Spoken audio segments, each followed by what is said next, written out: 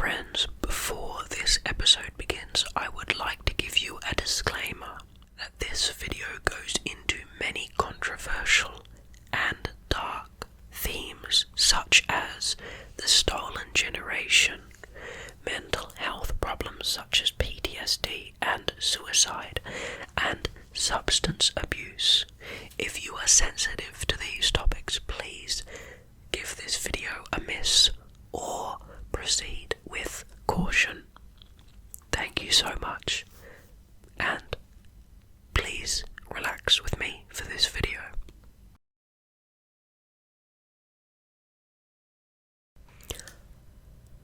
Hey there, my lovely and dear friends, and welcome back to another episode of Whispering Wikipedia.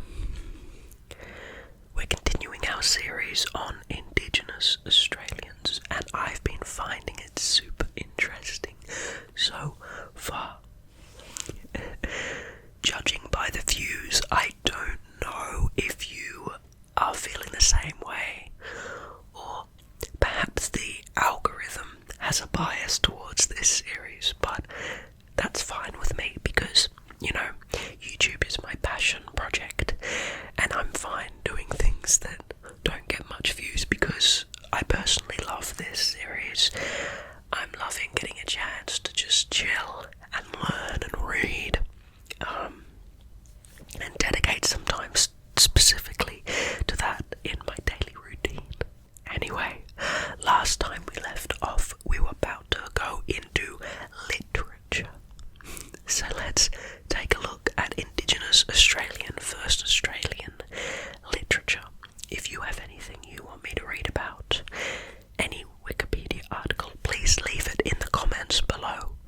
I read every comment and I would love to know what you want me to read about, and say hello if you're there. Okay, literature. There was no written form of the many languages spoken by Indigenous peoples before colonisation.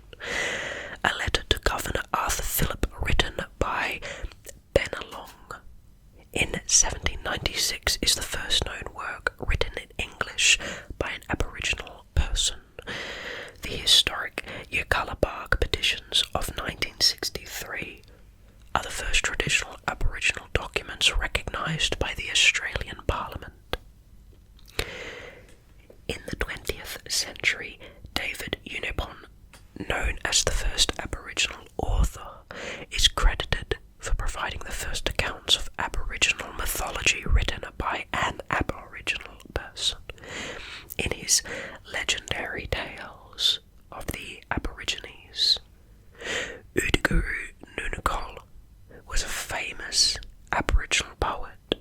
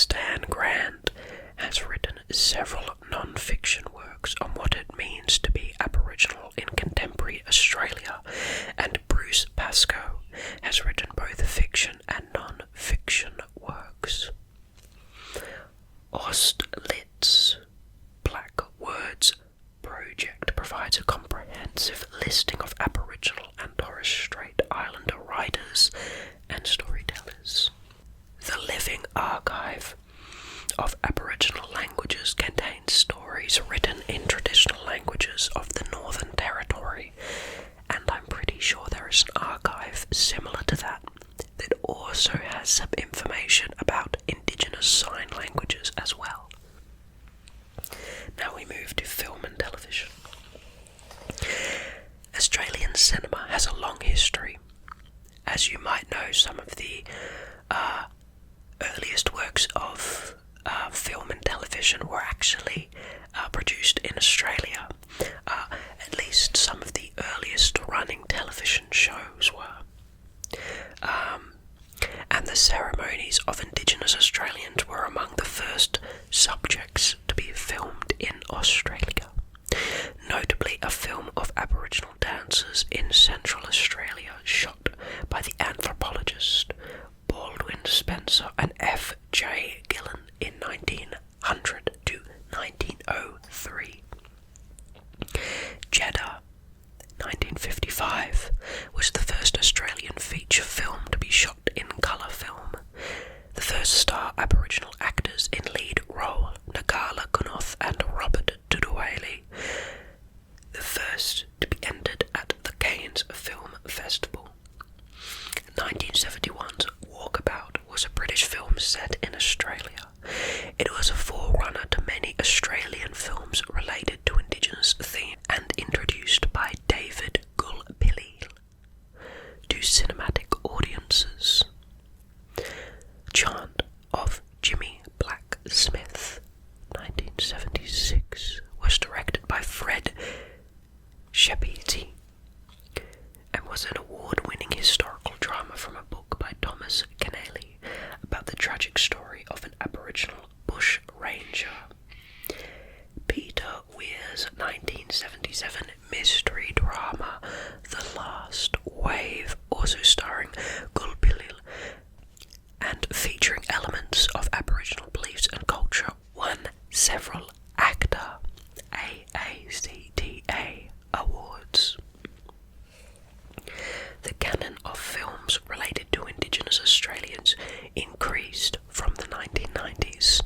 Nick Parsons' film Dead Heart in 96, featuring Ernie Dingo and Brian Brown, Rolf De Eers, The Tracker 2002, starring Gary Sweet and David Gulpilil, and Philip Noyce's Rabbit Proof Fence in 2002. The last one is a very good film, but really sad if you're down to watch something sad. The soundtrack of the 2006 film 10 Canoes, directed by Rolf De Eer, was filmed entirely in dialects of the Yolngu Matha language group, with the main version featuring subtitles and English narration by David Gulpilil. The film won the Uncertain Regard Special Jury Prize at the 2006 Cannes Film Festival. The Straits, a 2012 drama series for TV based on an idea by Torres Strait Islander actor Aaron Faisal, was partly filmed in the Torres Strait Islands and starred Faisal and Jimmy Banny from Malbec Island, as well as Papua New Guinean actors. The documentary TV series Blue Water Empire, aired 2019, featuring Faisal and Banny, tells the story of Torres Strait Islands from pre-colonial era up to contemporary times. Many Indigenous actors, directors, producers and others have been involved in the production of films and TV series in the 21st century. Ivan Sen, Rachel Perkins with her company Blackfella Films, Aaron Pedersen, Deborah Mailman, Warwick Thornton, Leah Purcell, Shari Sebens, Sally Riley, Luke Carroll and Miranda Tapsell, Wayne Blair, Trisha Morton Thomas and Rachel Perkins, among others, with many of them well represented in award-winning nominations and wins. The film's Sweet Country 2017 top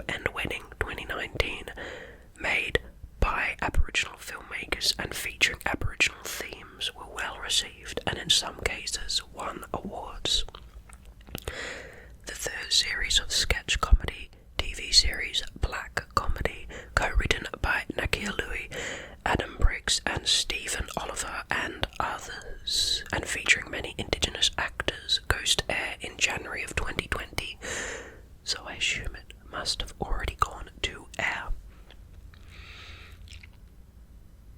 Interesting. Now we move to recreation and sport. Though lost to history, many traditional forms of recreation were played, and while these varied from tribe to tribe, there were often similarities.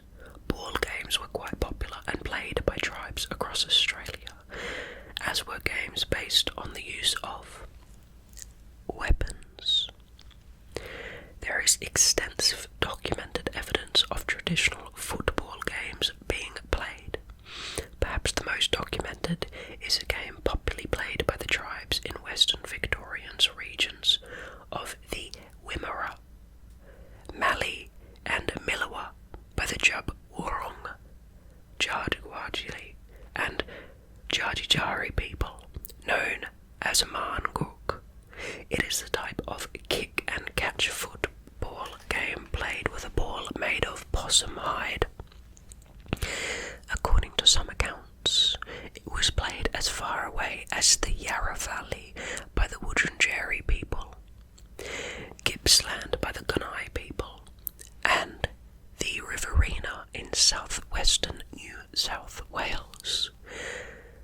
Some historians claim that Marngrook had a role in the formation of Australian rules football, and many Aboriginal people, from children in remote communities to professional players at the highest level, the Australian Football League, play the modern game.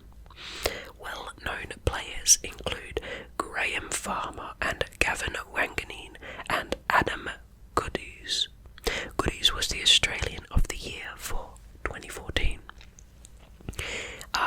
If you are a sport fan or fanatic, I would actually suggest that you look into AFL, Australian Football League, as I've heard amongst many football fans, soccer fans, rugby fans, that AFL is actually a really interesting sport.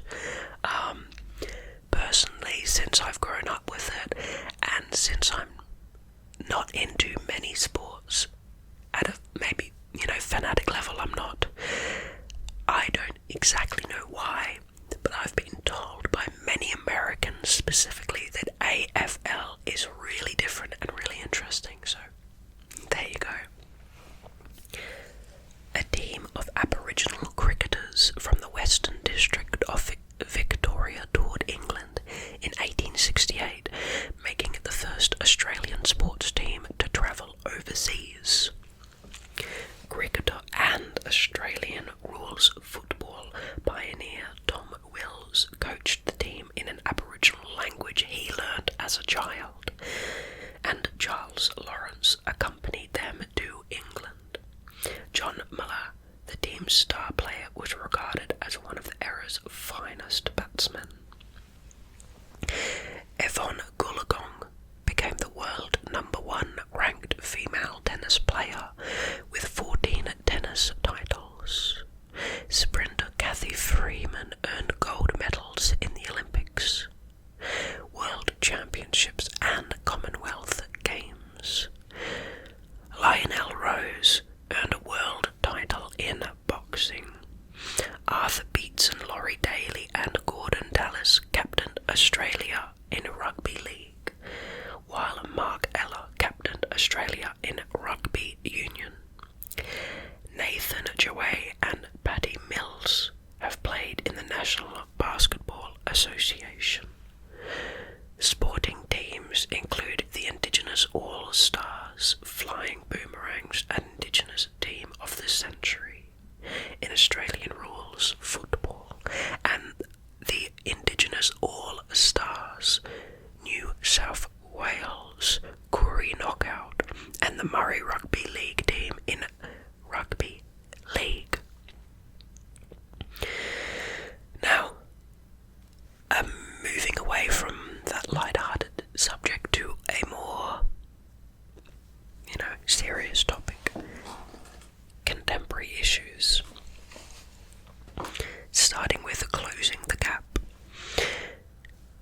this day, the forced removal of children, known as the stolen generations, has had a huge impact on the psyche, health and well-being of Indigenous Australians. It has seriously impacted not only the children removed and their parents, but their descendants as well.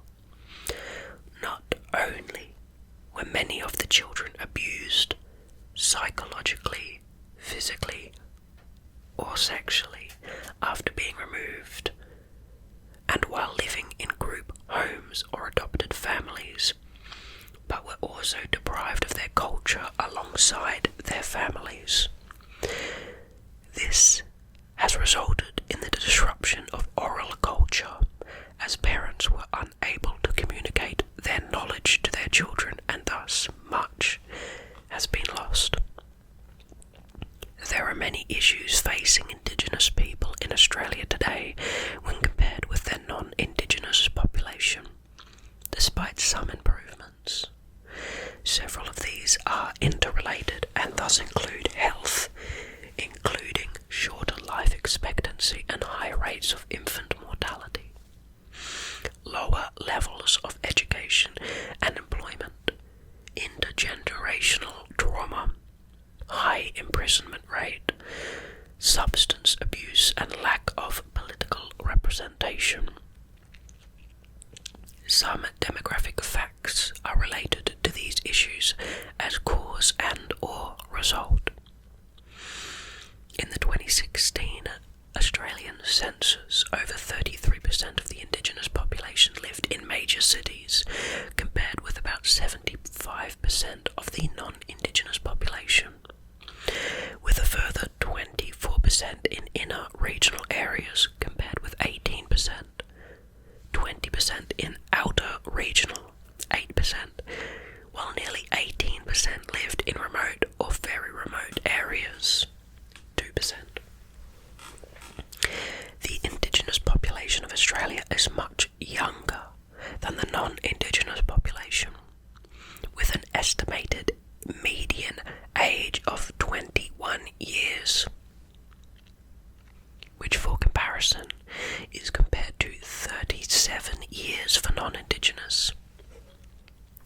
That's a massive difference. Due to higher rates of birth and death.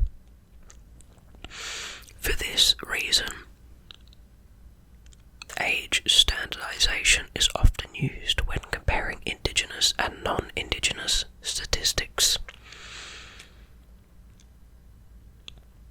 The federal government's Closing the Gap strategy, created in 2008 and coordinated by the National Indigenous Australians Agency since July of 2019, aims to address multiple areas to improve the lives of Indigenous peoples.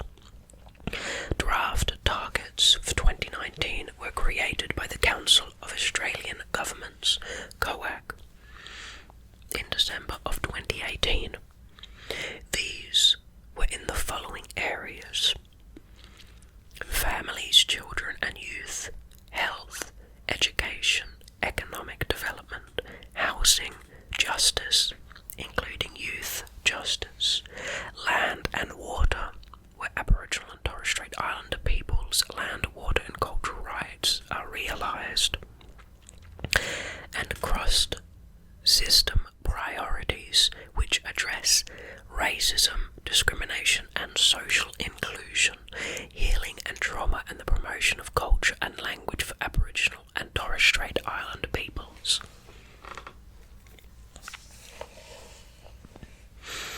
Now we move to health. Social and cultural determinants such as discrimination, lack of education or employment, and therefore income, and cultural disconnection can impact both physical and mental health, and contemporary disadvantage is related to colonization and its ongoing impact. Successive censuses have shown that, after adjusting for demographic structures, Indigenous Australians experience greater rates of renal disease. Several tuberculosis and hepatitis C virus, type 2 diabetes, respiratory disease, poor mental health, and other illnesses than the general population. Life expectancy. The life expectancy of Indigenous Australians is difficult to quantify accurately. Indigenous deaths are poorly identified, and the official figures for the size of the population at risk include large adjustment factors. Two estimates of Indigenous life expectancy in 2008 differed by as much as 5 years. The ABS, which is the Australian Bureau of Statistics, introduced a new method in 2009, but problems remained. A 2013 study referring to the National Indigenous Reform Policy, Closing the Gap, looked at the difficulties in interpreting the extent of the gap because of differing methods of estimating life expectancy between 2007 and 2012. The 2019 report by the Closing the Gap campaign reported that the gap in life expectancy was widening rather than closing. Infant mortality ages 0 to 4 was twice as high as for the non-Indigenous Australian children in 2014 to 2016. Mental health. Mental health, suicide and self-harm remain major concerns, with the suicide rate being double that of the non-Indigenous population in 2015, and young people experiencing rising rates of mental health difficulties. There are high incidences of anxiety, depression, post-traumatic stress disorder and suicide among the stolen generations, with this resulting in unstable parenting and family situations. Many Indigenous communities suffer from a range of health, social and legal problems associated with substance abuse of both legal and illegal drugs, including, but not limited to, alcohol abuse, petrol sniffing, the use of illegal drugs such as methamphetamine known as ice, and cannabis, and smoking tobacco. Tobacco use has been estimated to be the greatest contributor, 23%, to the gap in the disease burden between Indigenous and non-Indigenous Australians, with Indigenous people 2.5 times more likely to smoke daily than non-Indigenous Australians. Indigenous Australians were 1.6 times as likely to abstain completely from alcohol than non-Indigenous people in 2012 to 13. The fetal alcohol system has been a problem, but the rate of pregnant women drinking has halved between 2008 and 2015 from 20% to 10%. Petrol sniffing has been a problem among some remote communities. A 2018 longitudinal study by the University of Queensland, the UQ, commissioned by the National Indigenous Australians Agency, reported that the number of people sniffing petrol in the 25 communities studied had declined by 95.2% from 453 to just 22, related to the distribution of a new low aromatic petrol, Opal, in the Northern Territory in 2005. The 2018 UQ study also reported that alcohol and cannabis were the drugs causing most concern.